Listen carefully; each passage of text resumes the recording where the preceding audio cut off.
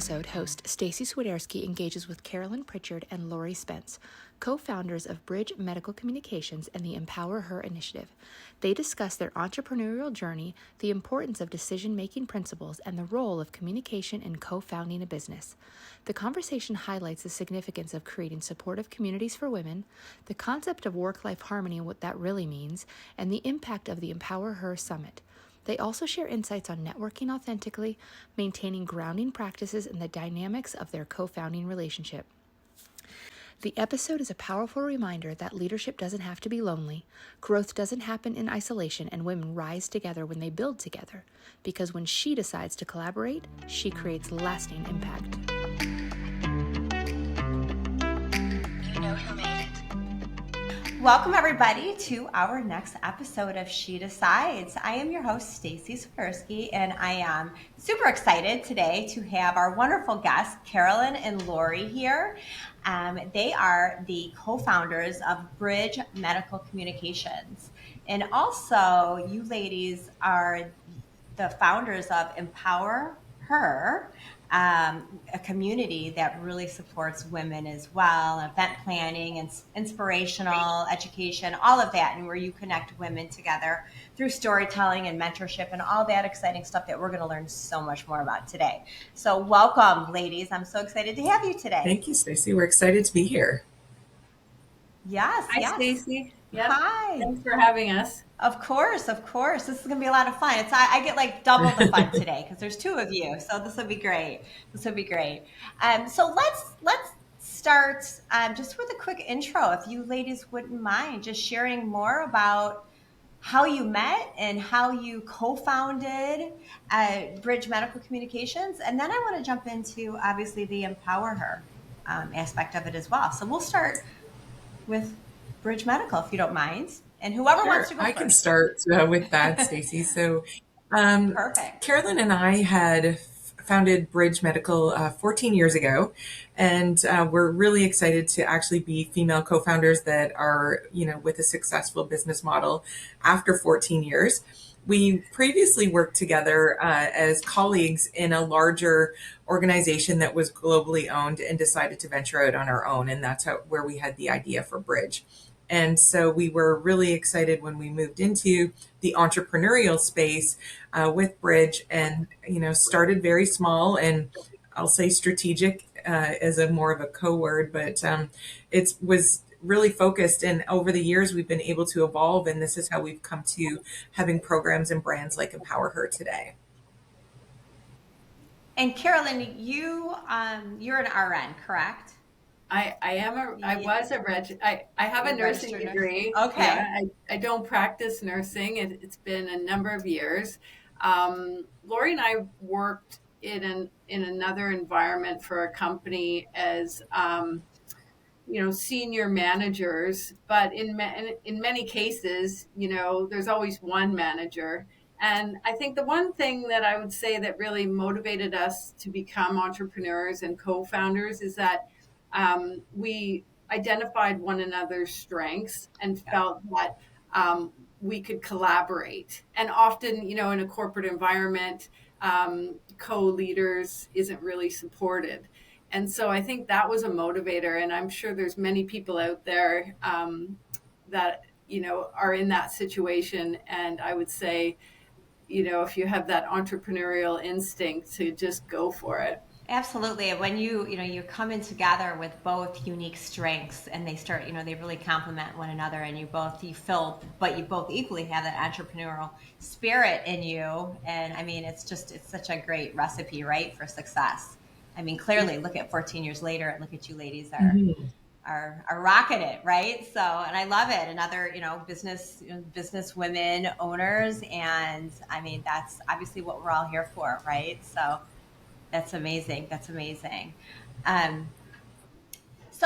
I want to jump into I'm really excited as well about Empower Her. Is that how you pronounce it? Is it?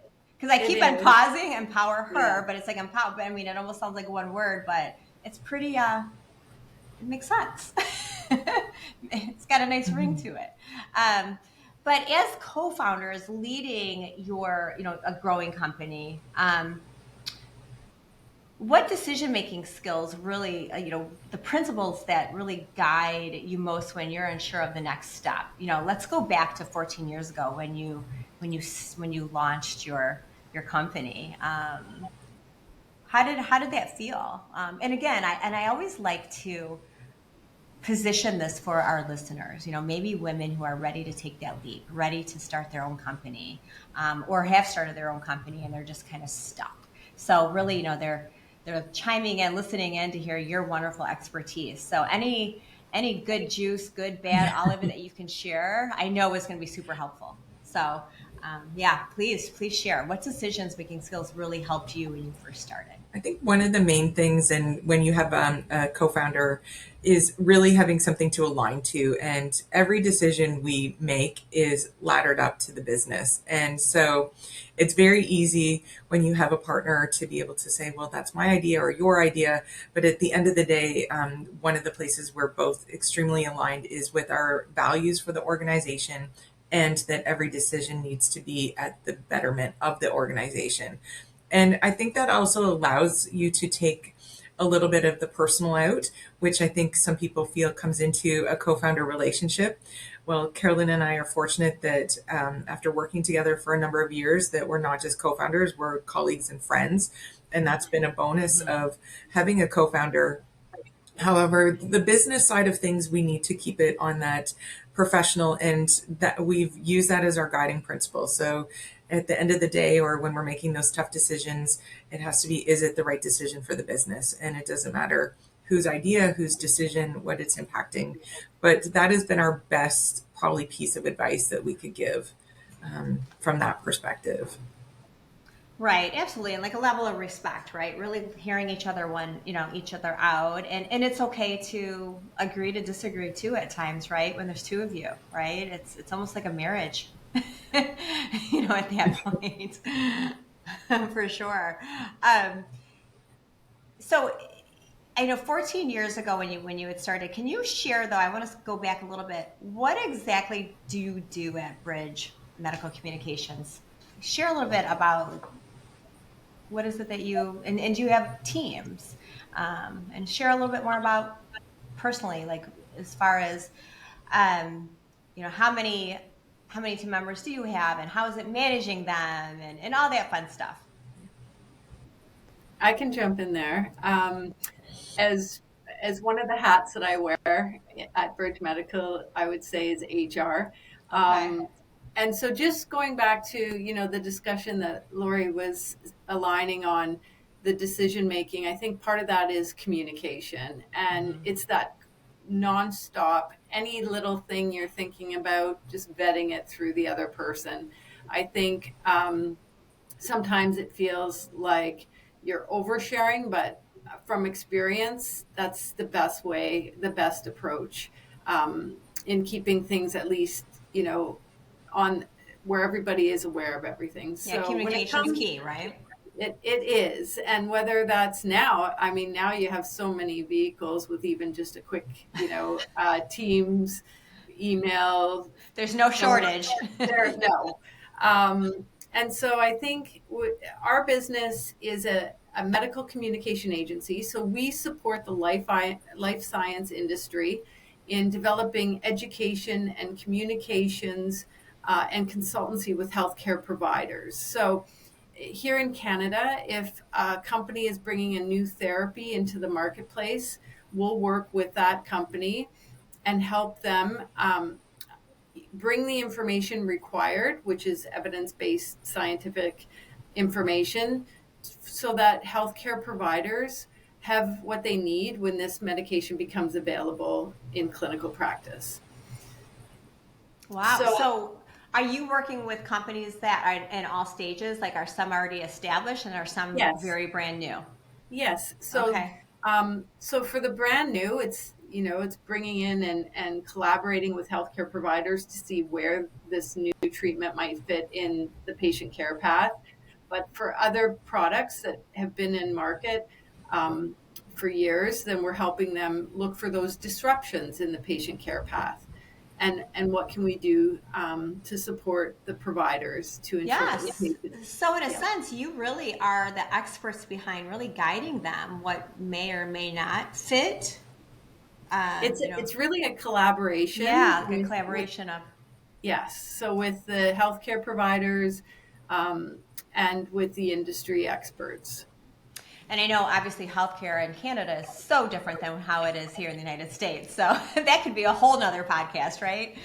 Yes. But we do attend the Alliance for Healthcare Continuing Education, which is in the US. And Lorie and I have been attending that conference for over 20 years Many now. years. Okay. Yes.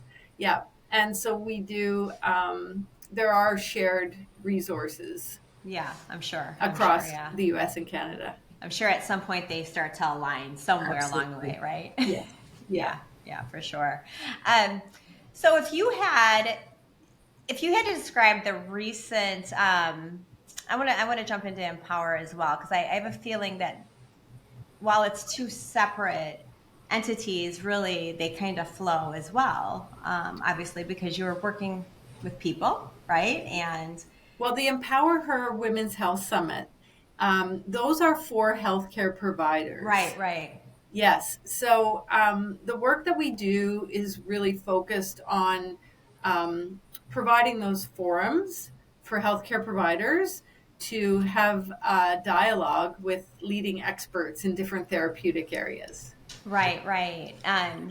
So, and then how long after you had already launched Bridge Medical Communications did you start this program, the Empower Her program? So the Empower Her program has probably been an idea that's been, I would say, burning for about 6 years.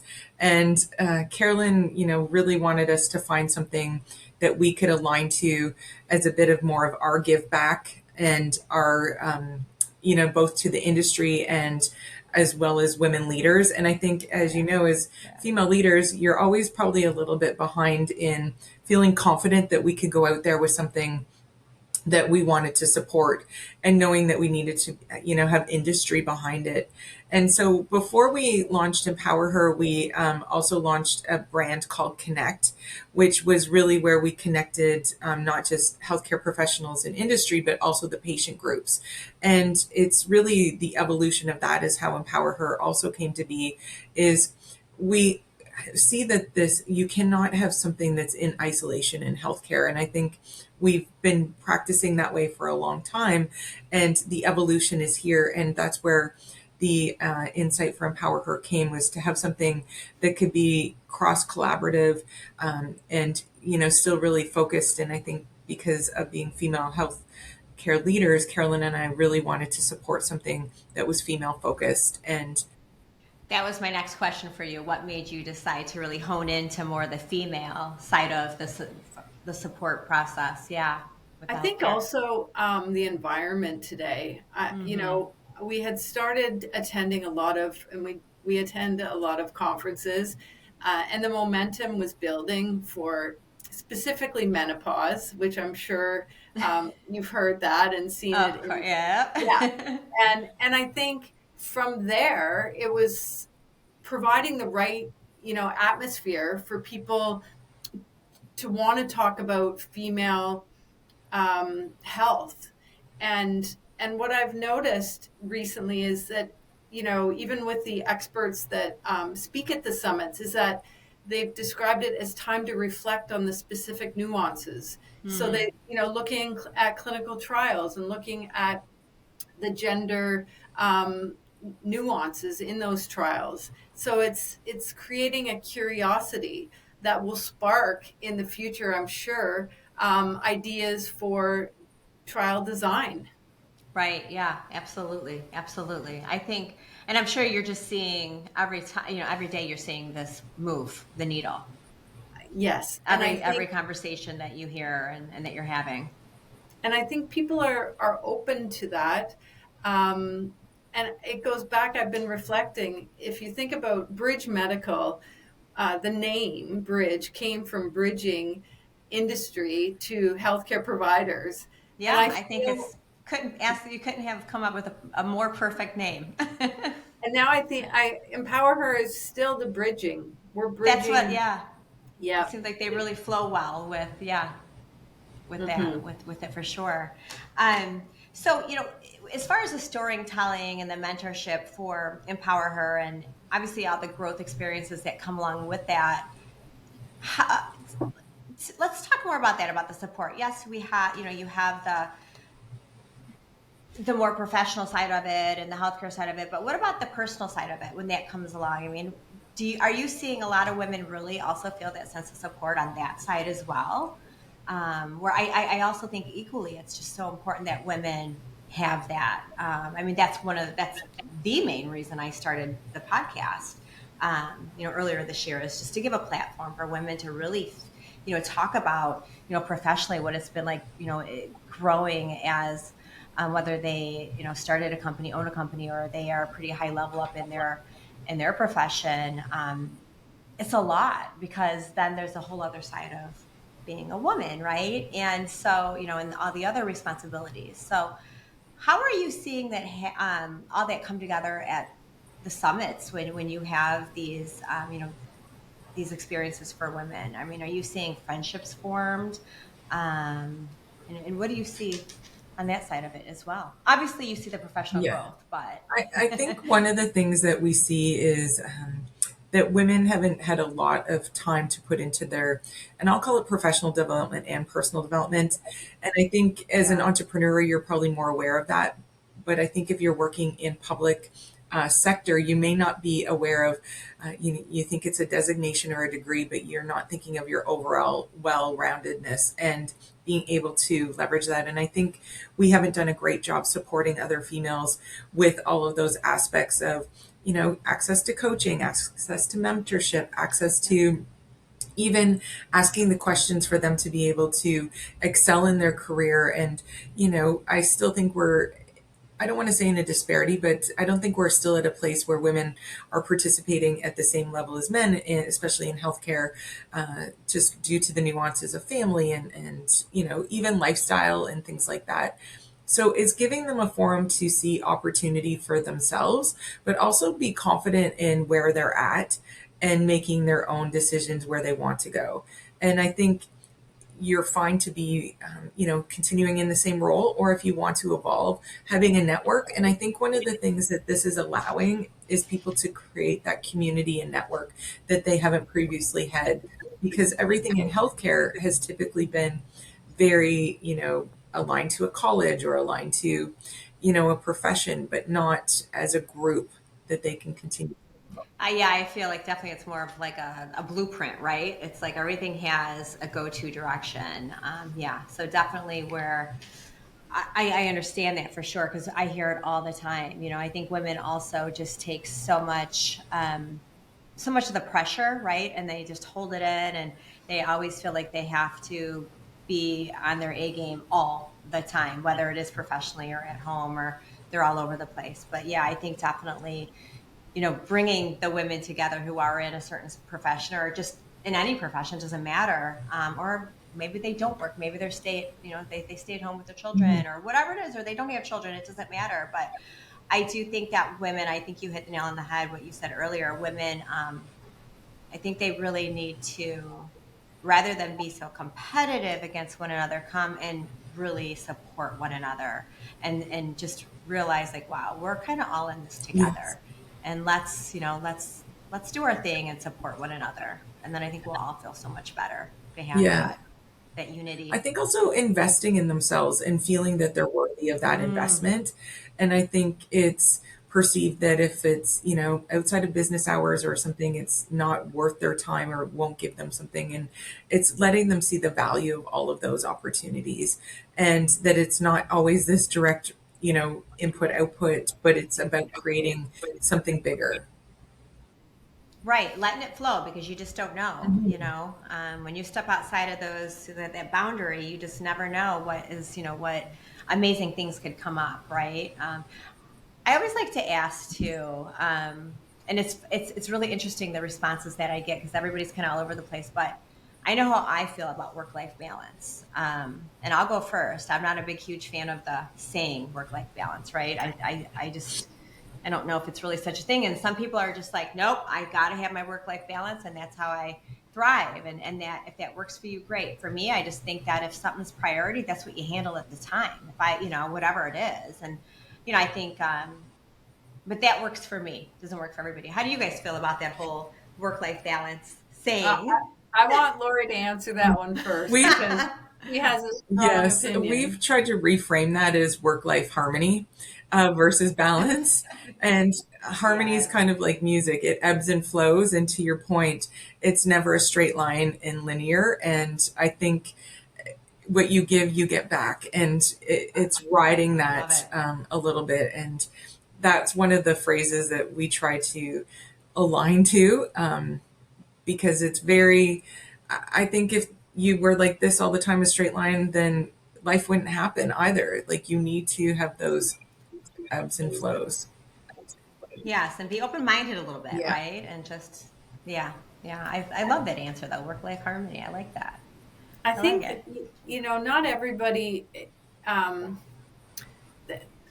coming from a nursing background, and even in my program 30 years ago, they talked about, is nursing a profession or is it a job? And that was a debate. And I think, there's so much opportunity for people, and to be able to lean into their work and develop a career. And as Lorie said, what you get back from that through the professional and personal development is really rewarding. And I think, as an entrepreneur, I've never felt that real struggle. I mean, I've been fortunate where I've had resources that align to support childcare, but I think, I wouldn't change anything through my journey. Right. It's like that's how we grow, right? And we learn and we grow along the way, for sure. So I have a question for you here. If you had to describe the recent Empower Her Summit in just 3 words, only 3 words, what would they be? And what do you and what do you think they have to say about where Empower is really going next? Where's it headed next? Like, what's your goals? What's your ideas? Do you want me to go first, Carolyn? Sure. Okay, 3 words for me would be. And I'm curious if they're the same 3 words. My 3 words would be community, legacy, and evolution. Nice. Okay. I would say knowledge, curiosity, and I like the community, because I think that that's really the foundation of it. Yeah. I do. I love the legacy piece too, Lorie, just because clearly, like, hopefully this is something that will always continue, right? Yeah. Centuries later, and that you guys have paved the path for this, and anytime that you can leave a legacy, especially so meaningful like that, I mean, just how many people are going to be touched by that, right? And helped and supported, and my goodness, so important. Which brings me to my next question I have for you in regards to networking. Obviously, this is all centered around networking, really, right?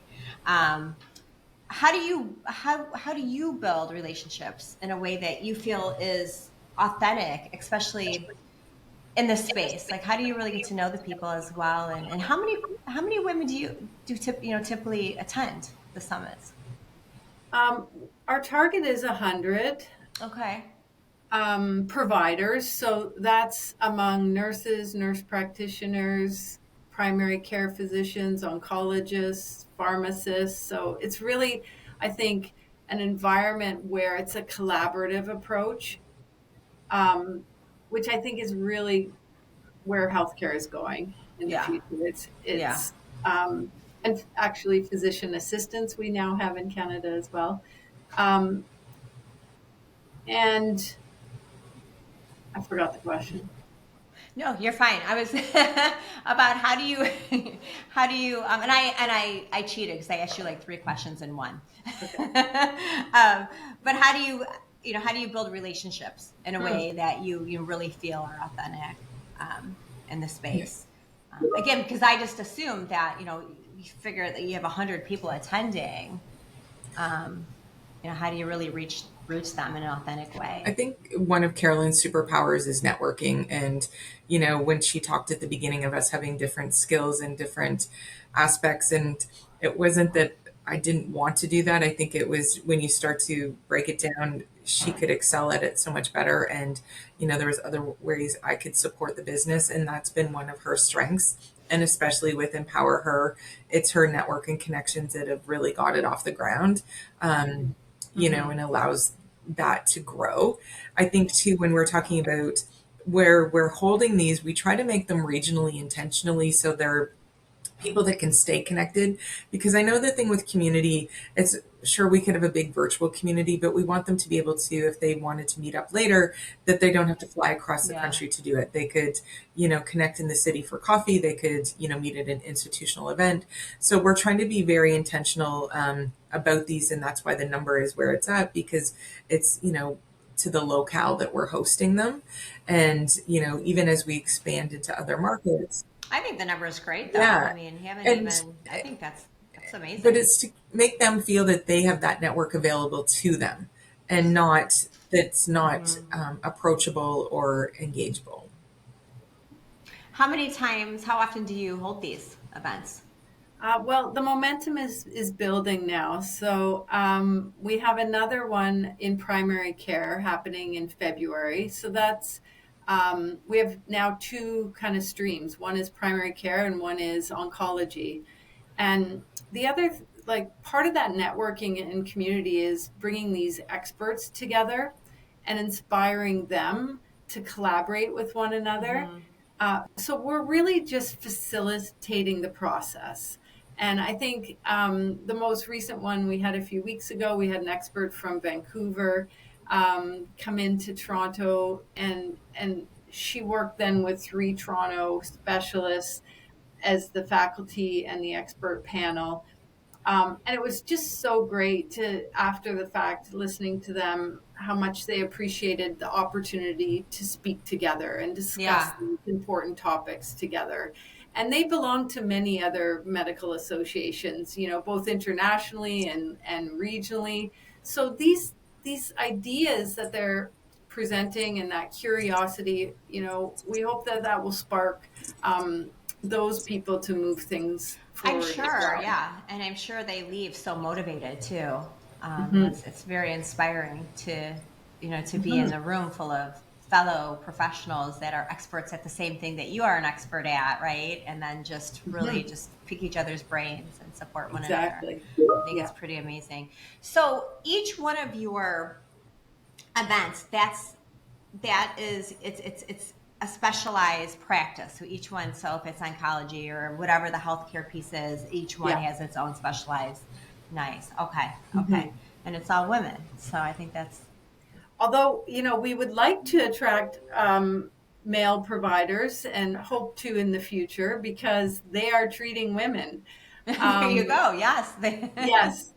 But it has been, I think initially as we've kicked this off, female practitioners attending, but definitely open and would like some more. That's okay. Let a few men come and speak, and they can be outnumbered, right?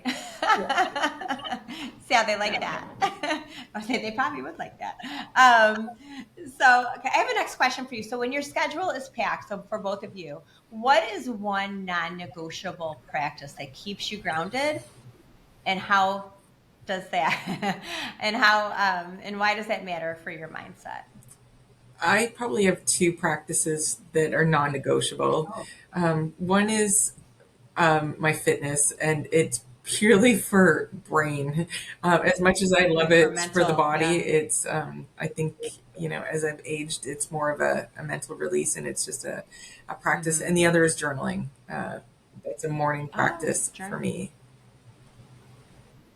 I love to hear people's non-negotiables. Just everybody's so different. It's I love it. Yeah. I would What say about you, Carolyn?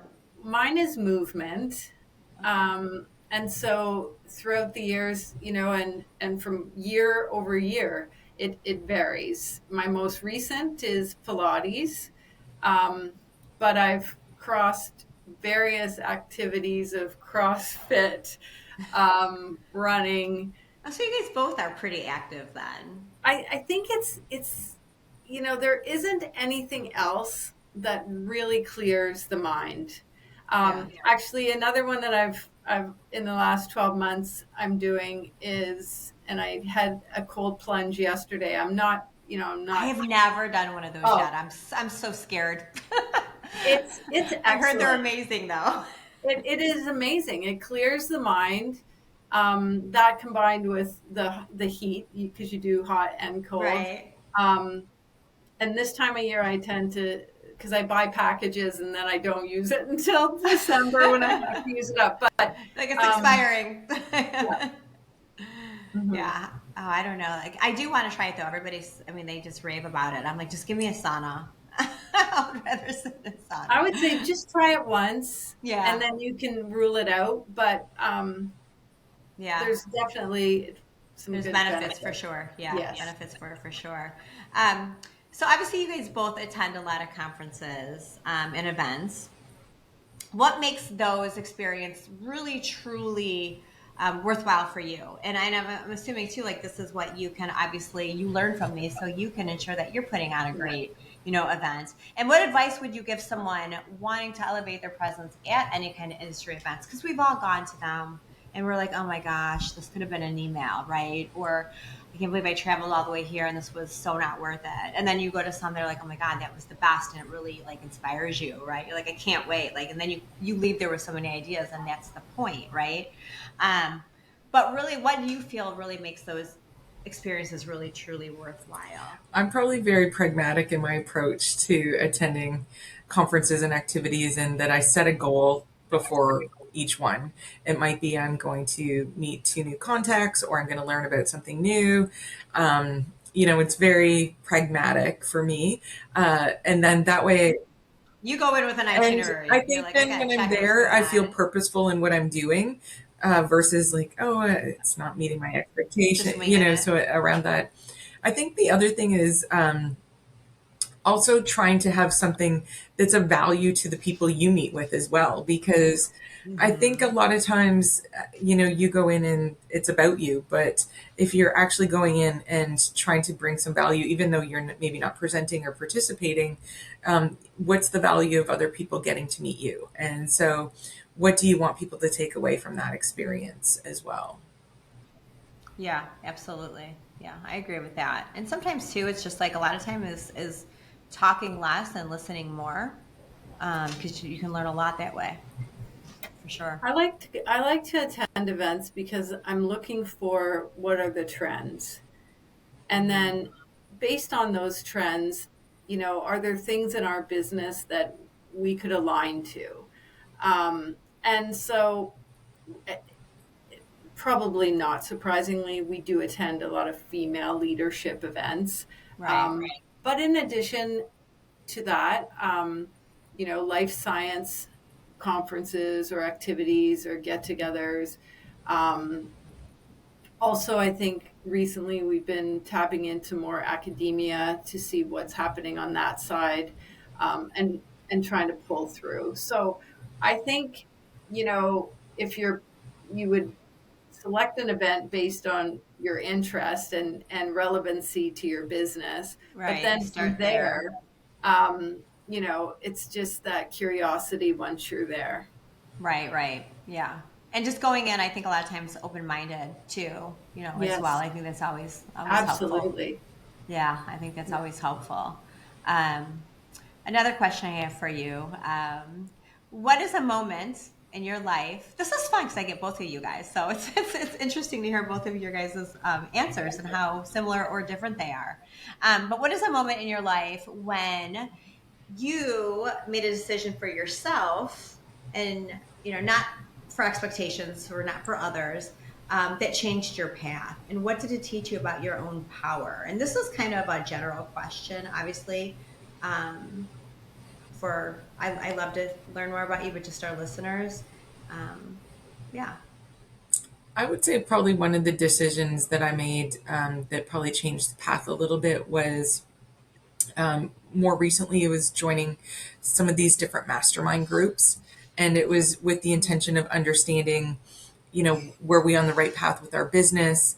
Also starting to speak with more female entrepreneurs, also, trying to up level with colleagues. And I think one of the things that's great about having Carolyn as a co-founder is you do have somebody, to flex things off of and speak around. But I think when you're an entrepreneur, you don't have that bigger wealth of people to tap into all the time that are at the same level you're at. And so trying to find those groups really has been impactful for me. I will agree with that wholeheartedly. Yeah. Yeah. I'll be celebrating, my company will be 19 years in January, and it has been, Congratulations. thank you. Thank you. And I could not back that up anymore, because finding people who truly understand what it's like to be a business owner, and it's not that like I think I'm better than anybody else or they think they're better than me. It's just there's no common, you know, interest or knowledge over, as well as, there's people that are amazing at what they do, and but it's different. It's just different. It's so different. I think a lot of people too, if they've never owned a company, or they they don't realize it's a lot. You're doing a lot of shit work that maybe people don't realize is happening behind the scenes, Yes. right? It's not all butterflies and rainbows as some people may think it is, but for whatever reason, it's like in our bones, right? We do it, we love it, and that was our calling, and wouldn't change a thing. But yeah, it definitely has its challenges. So definitely connecting with like-minded people, I think that really get you, and then you can be a resource for them too. I think is always Yes. definitely is very helpful. So what about you, Carolyn? I would say the decision to stay constantly focused on healthcare, and that might seem like a given here because I'm a registered nurse and I work in medical communications. But throughout the journey, I've had, as Lorie, being my co-founder, can attest, many different areas of interest. I love fashion. I love That's the travel. entrepreneurial spirit in you, though. I Yeah. mean, that's why. Yes. And so Lorie has, been an excellent co-founder to help continue to inspire me, but stay focused. And I Yeah. think that's what Empower Her really is, Mm-hmm. the ability to kind of go outside of what we do on a day to day. And, but obviously it's still within our scope working with healthcare providers. And I think it's going to evolve, over the next couple No of doubt. years. Yeah. And it's, I'm inspired by that. I'm inspired to see how we can evolve it and whether it goes beyond providers potentially, to support women's health to the public as well. Mm-hmm. Yeah, absolutely. And and I think the cool thing is that, women, as powerful women, right? We can do really all. We can do what we want. We can have multiple, you know, ideas and businesses as long as, obviously you're not dropping the ball in one, right? As long as you are, Yeah. everything is going good there and you want to, whatever it is. I think that's the beauty of it, right? And we can do that, and life is short, and so anything that really inspires us and makes us happy, I think we should give it a shot if it's truly what we want to do, right? So you just never know, and again, that's about being open-minded and And networking and meeting people that, inspire you and have ideas. And that's why I think right. that the female and women's network is, it's fantastic. And And so, it's so needed. yeah. It's so needed. Yes. Again, that's when I started this podcast early this year. It'll be a year in January, and my goodness, the lovely women that I've had the opportunity to meet and inspire them and to be inspired. It's been incredible. It's been incredible. And, and I started my second business too, just a few months ago. And it's just, It's been amazing. It's just women are so strong and so smart and just so gritty and determined. We just need them to come together more, right? Rather than push against one another, let's come together and support one another, because amazing things we can do. So how has it been for you ladies since you started? I mean, now it's been 14 years now, but you worked together before and then you started the company. How has that affected your friendship? Good, bad, a little bit of both sometimes. How has that been challenging for you? Yeah, I think, we don't like to always reference it to a marriage, but you made that comment at the beginning, and it is true a little bit in that. But I think it's that mutual respect for one another, which you would have for any partner you'd have. And, we don't always agree on everything. I think it's just having some parameters of how we hold those discussions. It's not a personal thing, it's more, we both have views and points of views and opinions. One's not better than the other. I think it's just being able to be open to that. And I think by having that, it's been helpful too, because I think sometimes, if you're a solopreneur, you might not get somebody giving you some of that, as you say, bigger picture, or you might have, your blinders onto a few things, because we are human. And that's, having somebody that you can confidently say keeps you a little bit more aware of that. So. Right. And it's nice to be able to like bounce ideas off one another, right? And to get honest feedback, and yeah, I'm sure you're gonna have disagreements every now and then, but that's okay. That's what that's what growth is all about, right? You just it's just mutual respect and hearing each other out, for sure. I think that there's definitely an advantage having a co-founder above and beyond, the business, and it's that solid relationship. And just, I would say, and we tell each other, not often, but on occasion, that, we are right in there with the families as far as priorities. So certainly, I think the business is such an important part of our lives that it takes a priority, and therefore, our relationship becomes a priority. It's a priority as well, equally. Absolutely. Right. Do you ladies live near each other? We both live in central Toronto. Okay. Yep. Okay. Fun. Yeah. So I love to ask at the end of each episode, we call them our She Decides 10. And so they're 10 fun rapid fire questions. And I get both of you guys today, so this is going to be even more fun. And generally, it's not really related to work so much. It's just kind of random everyday stuff. Okay, great. All right. Are we ready? Yes. Okay. And we'll start, Lorie, we'll start with you, and then we'll go to Carolyn. We'll go back to back. We'll go back to back. Okay. So right after yep. All right. So, and what'll be fun too, and I want to, after we're done here, I'll be so curious if you guys knew what you thought the other one would answer. Okay. See how good you really know each other. Okay. Coffee or tea? Coffee. Coffee. Okay. Morning routine or a midnight creativity? Morning routine. A beach vacation or a mountain getaway? Ooh, that's a tough one. I know. Sometimes me, it's like depends on the day. Right now I'm going to say mountain because we're getting into ski season, but I do love the beach. I'll say beach because that's my next trip planned. There you go. You're going to manifest that to be the best trip now. Gym shoes and scrubs or heels and a blazer? Oh, heels and a blazer. Oh, gym shoes and scrubs. I'm so glad you guys had an opposite one there. For sure. I'm like, we can't get through all 10 of these and you guys are on the same page with every one of them. If I never have to wear heels again, that would be awesome. Okay. Podcast or a playlist? Podcast. Same. A wellness retreat or a girls' getaway? like a weekend? Ooh, I do both. Probably my last one was a wellness, so I'm going to go with girls retreat next. You're going, you're going to switch it up. I'd say wellness. Okay. Okay.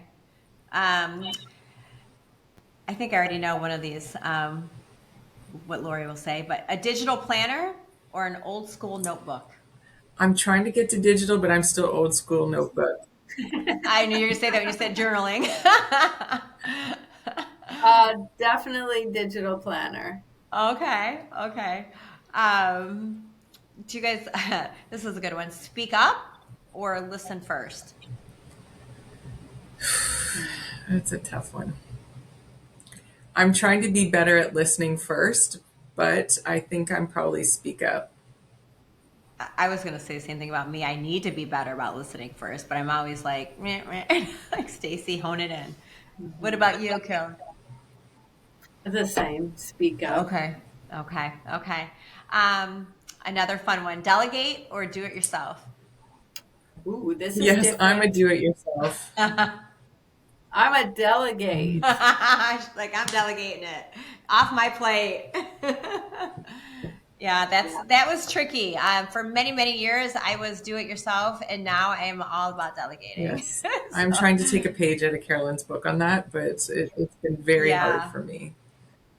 It is so hard, but I'll tell you, once you do it and you are delegating, especially when you delegate it to somebody who can just master it, it's like, oh God, it's so Yes. nice to have that off my plate. But it is hard. Or it used to be. Now I love it. All right. Last but not least, to mentor others, or do you like to be mentored? I think now I'm really trying to embrace this mentoring others. I think as a female leader, it's being confident that you had something to give back. And, there's a tipping point I think that you get to that comes with. Mm-hmm. I definitely love mentoring, and I do. I'm open to any LinkedIn ping. You're That like, give is it to me all. interested to discuss my journey and experience. I'm happy to share with them. Love it. Love it. So on that note, what piece of advice would each of you give to any other woman who is really wanting to jump into starting her own company? And she's struggling a little bit. She's just a little nervous maybe to do that, to make that leap.